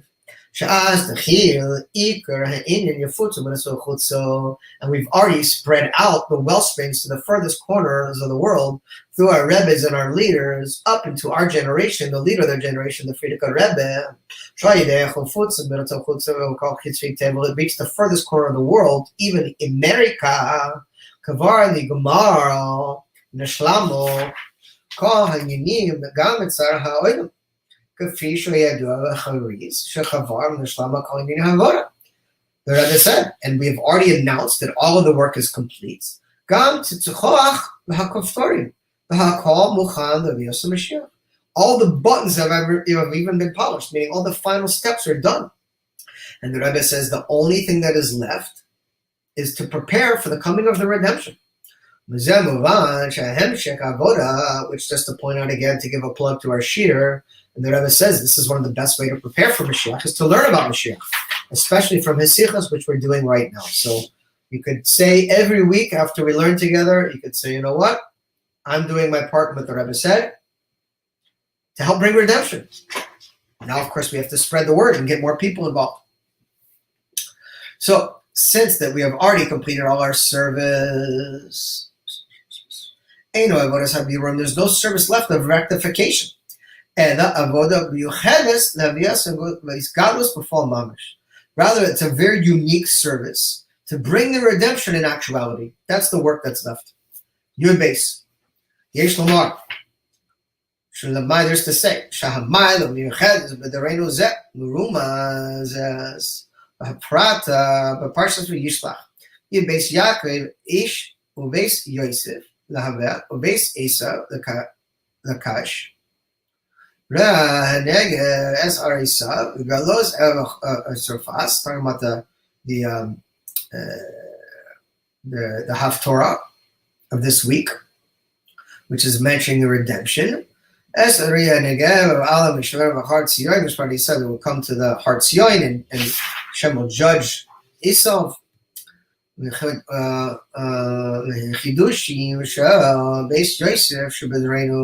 we see a unique thing regarding the house of Yosef in our generation. The Rebbe says Yosef is referring to the Frierdiker Rebbe, whose first name is Yosef Yitzchak.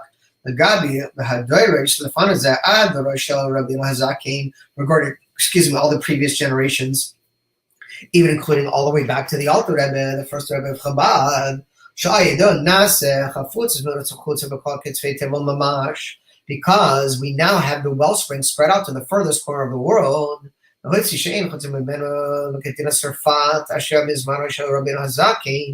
they even spread out to Sfat, that's Surfat, which is France. And we know that the Alter Rebbe had problems with Napoleon in France. And now it's been rectified through the Frierdiker Rebbe spreading out Torah of Chassidus there. Up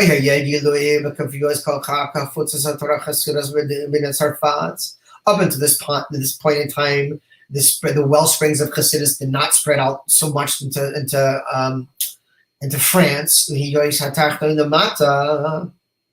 But only specifically in this generation, to the house of Yosef, the Frierdiker Rebbe, the well springs of Chassidus have spread out to the furthest corner, even France. And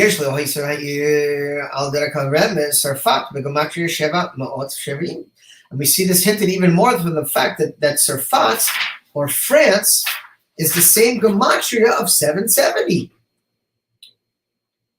Which is the completion of the number 7. כפי שכל אחד כולו מעשר וכל שכל אחד כולו ממאה, ששניהם יחד יש לומר שבזה מרום הבירור בדיס חשפת. The Rebbe says the fact that this is occurring shows that Sarfat, that France has also been rectified. France was always likened to a place of a very thick, heavy klipa, just a very gasut, crass, not exactly godly place, if you will. נגמר השלם בירור העולם ונברא בשבעה שבעניין כל הפרטים בפרטים להעיר שבירור צרפת שמספר 770 נעשה על ידי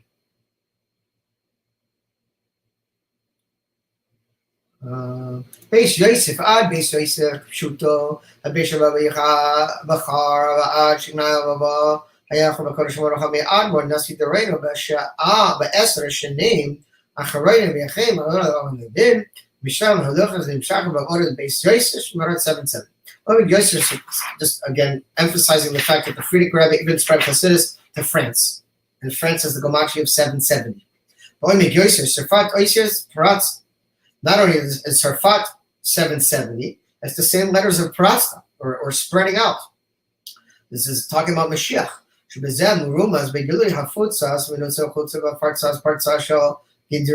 breaking through any boundaries to bring redemption. Lo rak oivin shmetzah paritzas kol hagederim mini oisa mo'emehem gam betachtain shetachtam mamatu mamenu adi yisiram is and zeh gam betzah tachtain shemilgash b'chach Tzarfat oisias paratz, indicative of the fact that Tzarfat or France is the same root of paratza, or spreading out or breaking through, and it says zeh Moshiach. Who is Moshiach? Is Peretz, and Moshiach is going to break through any boundaries or obstacles. Yud Gimel. B'dreinu zeh gufa b'toisef oid yoser kanachal shkimasar v'shlimas d'chodesh kislev b'shana zu. And the Rebbe says this is emphasized even more again the fact of the 15th of the month reaching its state of the completion of the moon and preparing us for Yud Tes Kislev in our generation, and specifically in this year. Yudua mufarsem Rosh Tevis Tashana zu at Tashan Shnei Nifleis Bayit. It's Tafshin on basis for the Rosh Tevis, or the acronym of the year. I will show you wonders in everything. That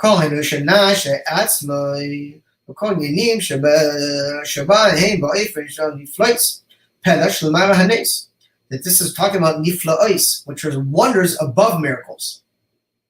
A nes is a miracle, and nifla'os is like a wondrous miracle. That's how tremendous. And the Rebbe said, of course, that this year, Tafshin Pei Aleph, is your Pa'alot Arnenu, that these wonderful miracles he will show us. So let's hope it happens immediately.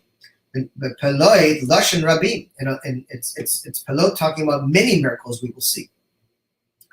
Niflois Nun Pelot, Melochin, the Rosh Iker, Kimetz, just like when I took you to Egypt, I will once again show you wonders. And in this year itself, we see that we have already completed the completion of the 15th of the month, in such a way that we're standing very close to the third day in the month of the third month of the Yom HaShlishi, B'Chodesh HaShlishi, Matan Torah, the Torah Chassidus. This is the beginning, the Rebbe says, of the revealing of Mashiach, of the Torah of Mashiach. And that's what we're learning right now. These sichas specifically are a foretaste of the beginning of the Torah we're going to be learning when Mashiach comes. When everything will reach a state of unity and oneness, we will see once again that the betrothing, the engagement of the Jewish people in Hashem will reach its state of fullness, like a marriage, just like the sun and the moon will once again become one. Yesh l'kasher zeh ga im derushe hatuna she'omram kodesh kadosh baruch may nasi derenu. The Rushim, the Torahs, Chassidus, the Shaychim, the Chatuna. The Chatuna, we see that the revealing of the Torah of Chassidus was likened to the wedding.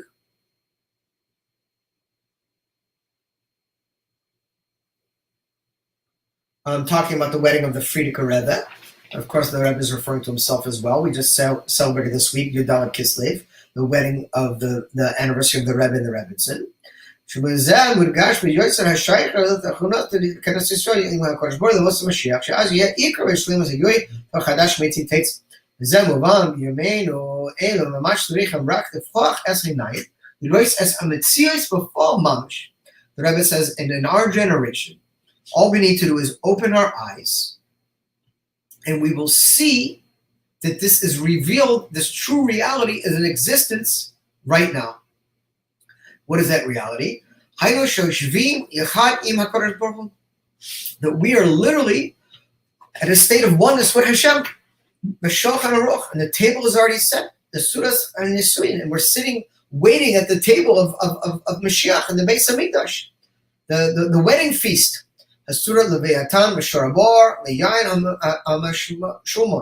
That we are literally sitting together with the Leviathan, the Shorabor, and the guarded wine from the beginning of creation.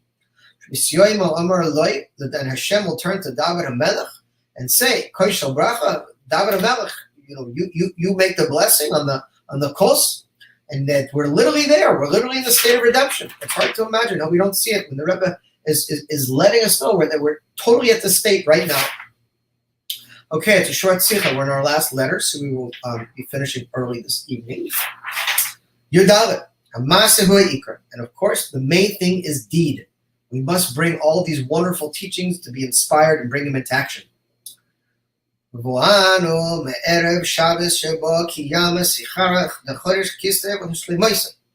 we're sitting in Erev Shabbos and the moon of the month of Kislev, at a state of completion, and this energy will draw down through Shabbos and Moti Shabbos, through 3 days and spreading out. Of course, reaching up until Erev Yud Tes Kislev. How much more so on the 19th of Kislev and the 20th of Kislev, both days for celebration. And this energy will draw down even past Yud Tes Kislev up through Hanukkah.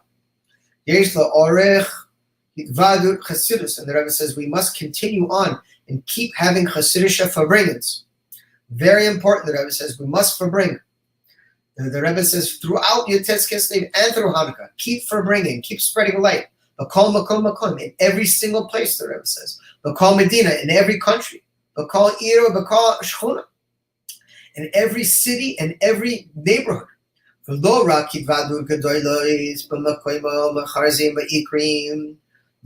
think the Rebbe is talking to you here. He says not only that we should have Farbringens in the big main Farbringens in the center of all the cities, rather wherever we are, in the smallest, most simplest place. Don't let these days come and say, oh, there's nothing to do, or I have nowhere to go. Make a Farbringen. Even if it's just you and your wife, or a few people, whoever you are, wherever you are, make a Farbringen, the Rebbe says. Don't be focused that you're not in the main Farbringen, in the main part of town, but all the big machers, wherever you are, make a Farbringen, a Hasidic gathering where we sing and we enliven each other, and we bring light and energy to one another. So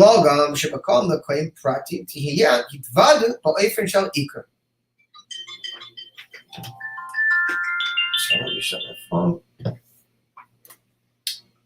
Including also, and I already said that, also in every single place. And the Rebbe says, Bakom Prati, even in your own personal house, you should have a Farbringen. But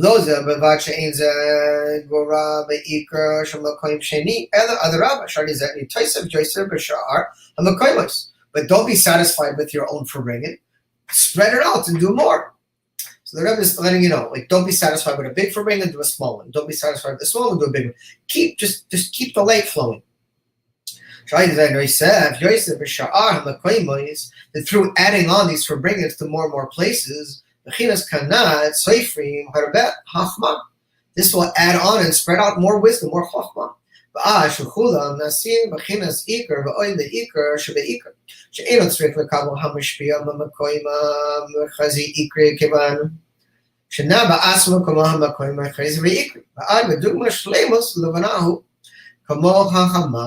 To the point that the small Farbringens are not going to be like the Makabel to the big Farbringen, which is the Mishpia, but rather everything is going to reach a state of unity, just like the sun and the moon as one.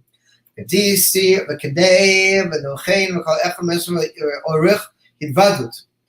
that it's fitting, the Rebbe says, for every one of the Yidden to increase and have and long and make big forbringings. And Mizet okay. Im ha'atzmai, with yourself, the Rebbe says. It's very important. It's a very important point that we're ending up on. The Rebbe says, your forbringings, the Rebbe says, and this is the order the Rebbe gives. Im atzmai, b'kol eser koichos nafshay. First of all, you got to forbring with yourself, with all 10 of your soul powers. Meaning, it's very, very, very important that we take time to have self-reflection and to sit together with ourselves and forbring. I've done it before. I've sat there. It's not the most exciting thing in the world, but for whatever reason, I was in a situation and I couldn't be in a forbring, and I poured myself a cup of mashka. I sat down, I sat in front of the picture of the Rebbe, said the Chaim, and I made a forbring. And the Rebbe said it's important that we must do this all the time. The Rebbe says we have to have 3 forbringings. The first is with yourself, because there's a basic concept in psychology that you can't give what you don't have.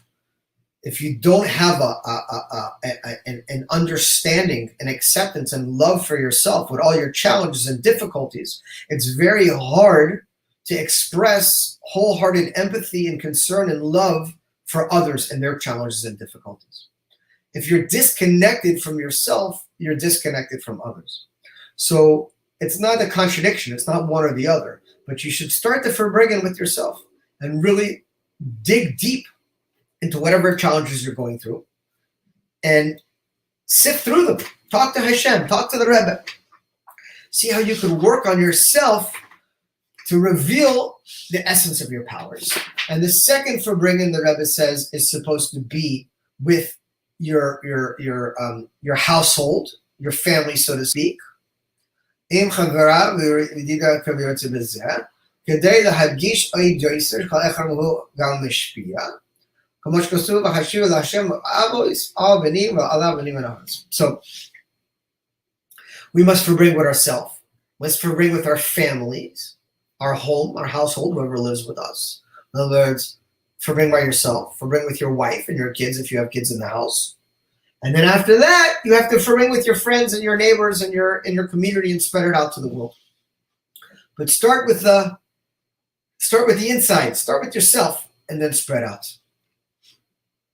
And that these forbringings, they should cause an arousal. Each one of us should arouse one another.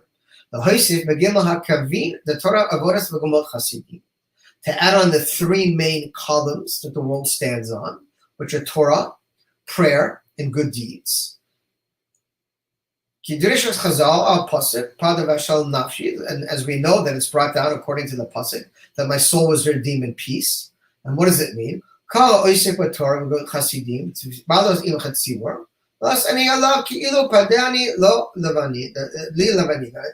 down in the Gemara. Hashem says, whoever dwells in Torah, whoever works in the Torah, and whoever does good deeds, and prays together with the congregation, with the tzibor, it is as if you redeem me personally from exile. That's what God says. And furthermore, and mainly, not only is it as if you redeem me and my children, the Rebbe says, in actuality, it's not just it is as if you redeem me, but it's in actual reality that when you learn Torah, when you pray with a tzibor, with a congregation, and when you do good deeds, you're bringing redemption to the world. So don't ever think that we're helpless in this world of craziness, that we live in a world where we're looking out and sometimes we just feel just like so helpless and so like how can we fight against this just tremendous oppression and in the last few years, the level of lying and deceit and it's just gotten so bad. And we could sometimes feel so helpless. The Rebbe says, no, you do your work. You bring goodness. You bring light into the world and you help bring redemption. But Pashtus, in a simple sense, it should happen immediately. And to fulfill the request of Yaakov, befall vigilui, to reach a state of peace and completion and actuality and dwelling in the land. Nikiyamim ach tzaddikim, and that literally we will all reach a state of tzaddikim. Yishvo yisharim es panecha, based on Mikdash Shlishi, and that we will all travel together to the third temple.